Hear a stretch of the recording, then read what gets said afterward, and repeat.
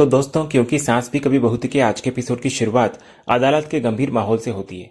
Court की कार्यवाही दोबारा शुरू होती है। जज कार्यवाही आगे बढ़ाने की परमिशन देती हैं, लेकिन साथ ही सख्ती से यह चेतावनी भी देती हैं कि आज कोर्ट में कोई भी निजी झगड़े या बेवजह की बहस नहीं होनी चाहिए। इसके बाद हेमंत जज की परमिशन लेकर सबसे पहले रणविजय को गवाही के लिए बुलाता है। इधर रणविजय कटघरे में आता है। इसके बाद हेमंत सीधा हमला करते हुए उससे पूछता है कि उसने पहली बार परिधि पर हाथ कब और क्यों उठाया था। तो इस सवाल पर गौतम तुरंत आपत्ति जताने लगता है। वो जज से कहता है कि वकील साहब तो फैसला सुना रहे हैं और मेरे मुवक्किल को पहले ही दोषी मान चुके हैं, फिर इस केस की क्या जरूरत है। तो जज इधर गौतम की बात को सही मानते हुए हेमंत को टोक देती है। इसके बाद हेमंत अपना सवाल बदल लेता है। वो रणविजय से पूछता है कि क्या उसने कभी भी परी पर हाथ उठाया है। तो रणविजय बड़ी मासूमियत का नाटक करते हुए साफ मना कर देता है। वो जज से कहता है कि परी उसकी पत्नी है और उसकी बच्ची की मां है, वो उससे प्यार करता है, तो वो उसे क्यों मारेगा। तो हेमंत इधर तुरंत जज को बताने लगता है कि रणविजय झूठ बोल रहा है। वो कोर्ट में कुछ तस्वीरें पेश करता है और दावा करता है कि रणविजय ने परी के साथ एक बार नहीं बल्कि कई बार मारपीट की है। तो जज उन तस्वीरों को देखती है जिनमें परी की गर्दन और शरीर पर चोट के गहरे निशान साफ दिखाई दे रहे होते हैं। तभी गौतम उन तस्वीरों को देखने की परमिशन मांगता है। तो तस्वीरें देखकर गौतम पहले तो मानता है कि हालत बहुत बुरी लग रही है और ये घरेलू हिंसा जैसा ही दिखता है, लेकिन तभी वो अपना पासा फेंकता है। गौतम फिर जज को अपनी तरफ से कुछ दूसरी तस्वीरें दिखाता है। हैरानी की बात यह होती है कि उन तस्वीरों में भी परी की गर्दन पर वैसे ही निशान होते हैं। तो जज उलझन में पड़ जाती है कि आखिर माजरा क्या है। तो गौतम इधर कहता है कि यही तो असली सवाल है। वो कहता है कि इस उलझन को दूर करने के लिए वो परी के पहले पति अजय के परिवार यानी पारेख फैमिली को गवाही के लिए बुलाना चाहता है। इसके बाद जज की परमिशन मिलने पर पूरा पारेख परिवार कोर्ट में दाखिल होता हुआ नजर आता है। इधर अजय जब परी को देखता है तो उसकी आंखों में वो पुराना वक्त तैर जाता है जब परी ने उन पर झूठे इल्जाम लगाए थे।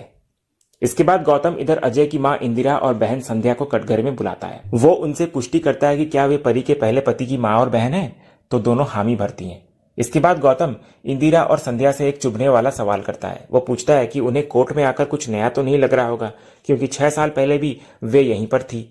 फिर वो उनसे पूछता है कि वे पिछली बार कोर्ट क्यों आई थी। तो इंदिरा बताती है कि वे परिधि की वजह से आई थी, जिसने उन पर घरेलू हिंसा का झूठा केस किया था। इधर इसके बाद संध्या आगे की बात बताती है। वो खुलासा करती है कि अजय से शादी के बाद परी का बर्ताव अजीब हो गया था। वो छोटी छोटी बातों पर बड़े झगड़े करती थी और उसने पूरे परिवार को झूठे केस में फंसा दिया था। इसके बाद इंदिरा और संध्या दोनों विस्तार से बताने लगते हैं कि परी ने उस वक्त कैसे कांड किए थे। फिर उनकी इन बातों को सुनकर गौतम सहानुभूति दिखाता है और मानता है कि उनके साथ नाइंसाफी हुई थी। इसके बाद गौतम हेमंत की तरफ मुड़कर पूछता है कि क्या वो गवाहों से कुछ पूछना चाहेंगे। तो हेमंत ये कहकर मना कर देता है कि वो सारी पुरानी बातें जानता है। तो इस पर गौतम तंज कसता है कि सब कुछ जानते हुए भी वो परिधि का बचाव कर रहे हैं, जो बहुत अजीब है।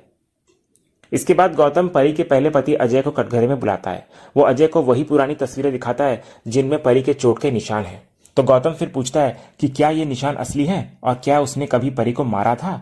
तो अजय साफ इनकार करता हुआ नजर आता है कि उसने कभी परी पर हाथ नहीं उठाया और ये निशान झूठे थे।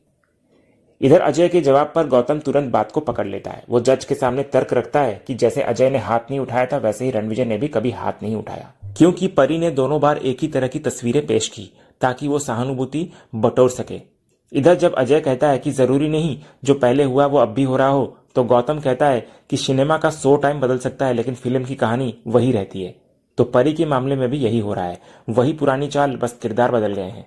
इसके बाद गौतम अजय से एक बेहद अहम सवाल करता है। वो पूछता है कि क्या यह सच है कि मिसेस तुलसी वीरानी ने अपनी ही बेटी के खिलाफ जाकर अजय के पक्ष में कोर्ट में गवाही दी थी। तो अजय सबके सामने कबूल करता है कि हाँ, तुलसी ने ही उसे बचाया था और सच का साथ दिया था। इसके बाद गौतम कोर्ट में एक और बड़ा धमाका करता है। वो बताने लगता है कि जब परी की शादी अजय से हुई थी, तब शादीशुदा होते हुए भी उसका रणविजय के साथ अफेयर चल रहा था। अपने दावे को साबित करने के लिए गौतम जज के सामने कई मैसेज के प्रिंट आउट पेश करता है। वो बताने लगता है कि इन मैसेजेस में परी ने खुद लिखा है कि उसने कैसे जाल बिछाया था और कैसे पारेख परिवार को फंसाया था ताकि वो अपनी पहली शादी तोड़कर दूसरी शादी कर सके। फिर जज उन सबूतों को गौर से देखने लगती है और इधर गौतम कहता है कि अब पारेख फैमिली में से और किसी गवाह की जरूरत नहीं है, क्योंकि सच खुद मैसेजेस में है। इसके बाद गौतम जज से तुलसी वीरानी को गवाही के लिए बुलाने की परमिशन मांगता है। तो तुलसी के कटघरे में आते ही गौतम बड़े सम्मान के साथ बात शुरू करता है। वो कहता है कि तुलसी ने परी को गोद लिया और एक सगी मां से बढ़कर पाला है उसे। वो तुलसी की तारीफ करता है कि उन्होंने हमेशा सच का साथ दिया, यहां तक कि अपनी बेटी के खिलाफ जाकर पारेख परिवार को बर्बाद होने से बचाया। लेकिन इस सम्मान के पीछे गौतम का एक तीखा सवाल छिपा होता है। वो तुलसी को परी की चोट वाली तस्वीरें दिखाता है और एक ऐसी बात कहता है जिससे कोर्ट में सन्नाटा छा जाता है। वो पूछता है, अगर पिछली बार परी की ये चोट के निशान झूठे थे तो आप कैसे कह सकती हैं कि इस बार ये निशान सच्चे हैं? तो तुलसी कहती है, हाँ, ये निशान सच्चे हैं। वो कहती है कि एक माँ से बेहतर अपनी औलाद को कोई नहीं पहचान सकता। उसे पता है कि कब उसका बच्चा झूठ बोल रहा है और कब सच। तुलसी साफ करती है कि जब उसके बच्चे गलती करते हैं तो वो उनके खिलाफ खड़ी होती है, लेकिन इस बार उसकी बेटी सच बोल रही है। उसके बदन पर लगे जख्म सच्चे हैं, इसलिए वो पूरी मजबूती से अपनी बेटी के साथ खड़ी है। इधर हेमंत भी बात को आगे बढ़ाते हुए कहता है कि परी के शरीर पर जो निशान है वे मेकअप नहीं बल्कि असली चोटें हैं। लेकिन गौतम इसे भी घुमा देता है। वो तर्क देता है कि चोट के निशान असली हो सकते हैं, लेकिन वे खुद भी बनाए जा सकते हैं। वो दलील देता है कि परी ने ऐसा पहले भी पारेख परिवार को फंसाने के लिए किया था, तो अब क्यों नहीं कर सकती? इसके बाद गौतम कोर्ट को बताने लगता है कि परी ने सहानुभूति बटोरने के लिए गैस लीक वाला ड्रामा भी खुद रचा था। उसने खुद को कमरे में बंद किया ताकि वो दुनिया को दिखा सके कि वो कितनी पीड़ित है, जबकि असलियत में वो अपना नया शिकार ढूंढ रही थी। तो गौतम के इन इल्जामों पर तुलसी भड़क उठती है। वो बीच में बोल पड़ती है कि गौतम झूठ बोल रहा है क्योंकि उसने खुद वहां जाकर अपनी बेटी की जान बचाई थी जब रणविजय उसे मारना चाहता था। लेकिन यहाँ गौतम तुलसी को अपनी बातों में फंसा लेता है। वो पूछता है, क्या आपने अपनी आंखों से रणविजय को दरवाजा बंद करते देखा था? तो तुलसी को मानना पड़ता है कि वो वहां मौजूद नहीं थी, लेकिन वो कहती है कि वो रणविजय की फितरत जानती है।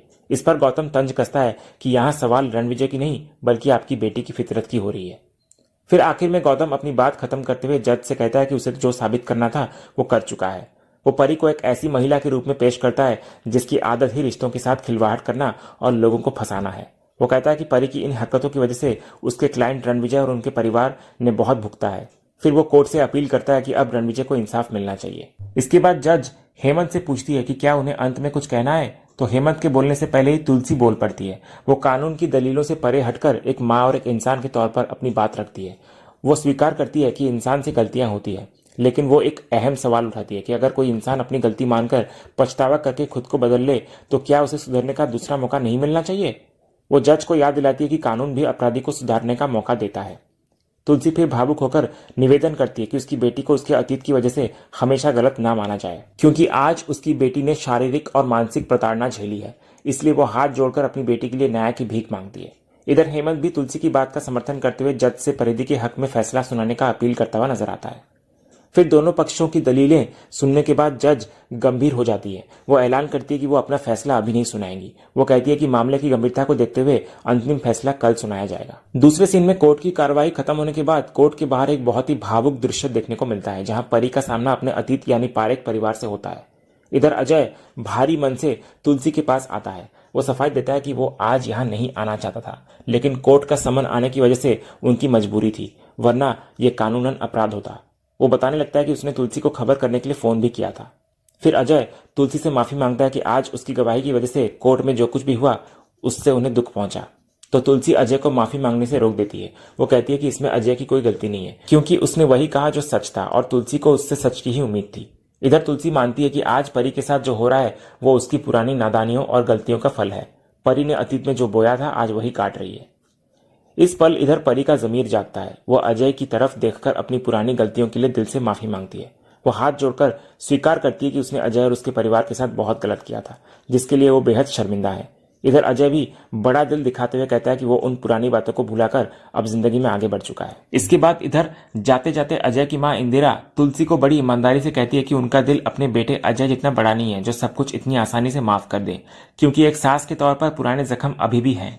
लेकिन फिर वो एक बहुत बड़ी बात कहती है कि तुलसी बहन, मैं जानती हूँ कि आप कभी गलत का साथ नहीं देती। अगर आज आप अपनी बेटी की ढाल बनकर खड़ी हैं तो इसका मतलब है कि परी इस बार सच बोल रही है।